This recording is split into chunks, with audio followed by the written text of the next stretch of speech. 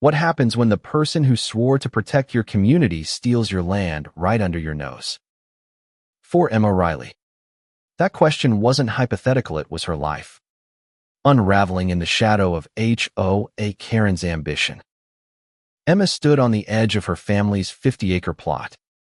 A patchwork of wildflowers and whispering pines that had been her refuge since childhood. Her grandparents had poured their hearts into this land. A legacy meant to shelter generations. Now, half-built luxury cabins loomed like invaders, their skeletal frames mocking her family's history. HOA Karen. The HOA president, with a smile as sharp as a switchblade, had orchestrated it all. Emma's hands trembled as she clutched the deed.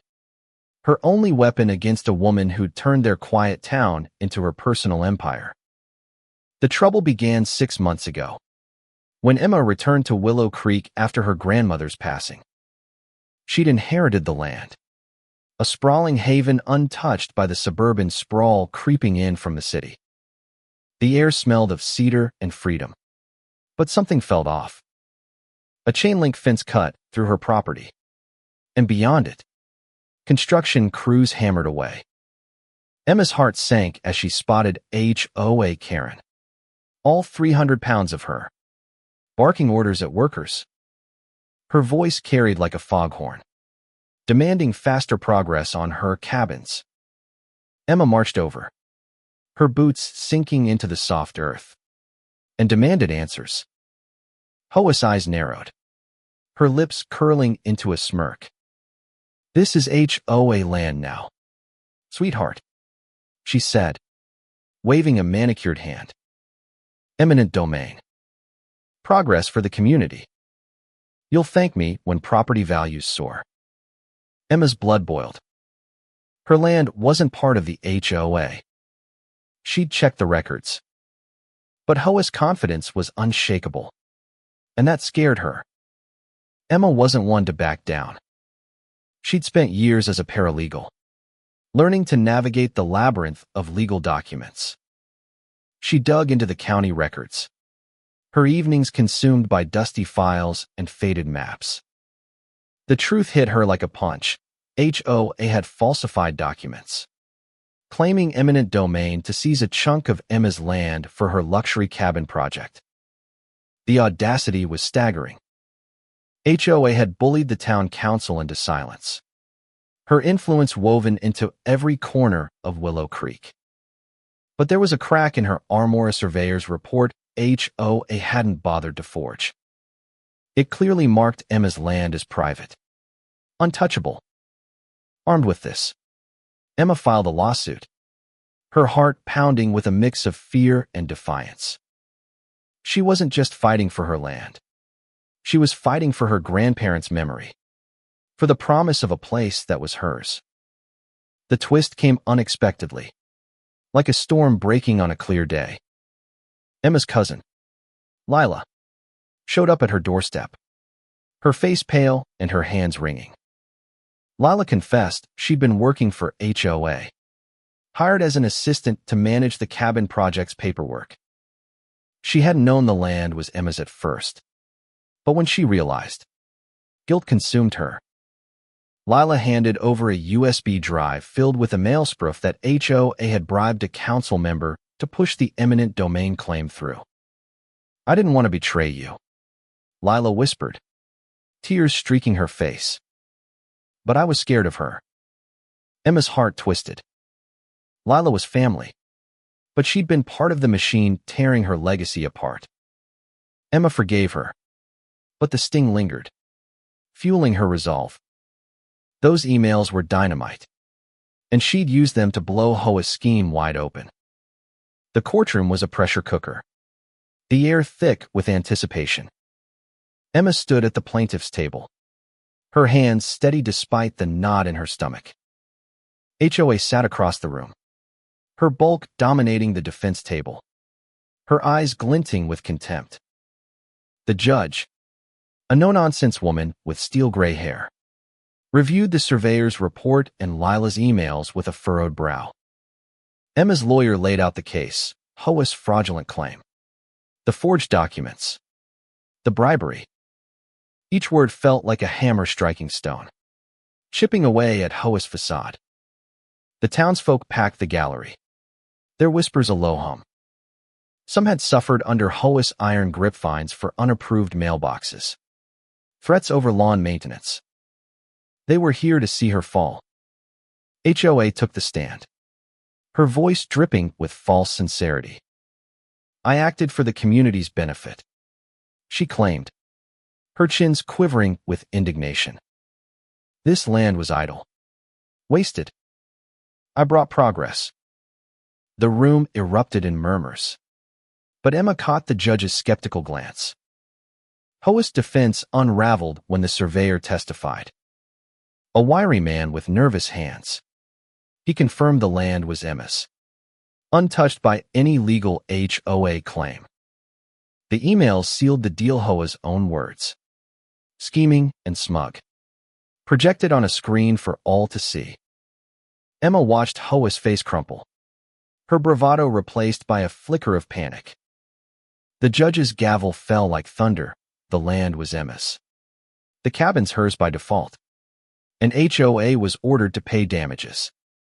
The courtroom buzzed, but Emma felt no triumph, only a hollow ache. She'd won, but at what cost? Her trust in her community, in her cousin, had been battered. The land was hers again, but the scars of the fight remained. The fallout was swift and brutal. HOA's empire crumbled as the town turned on her. Families she'd bullied flooded social media with stories of her tyranny, petty fines, threats, even rumors of blackmail.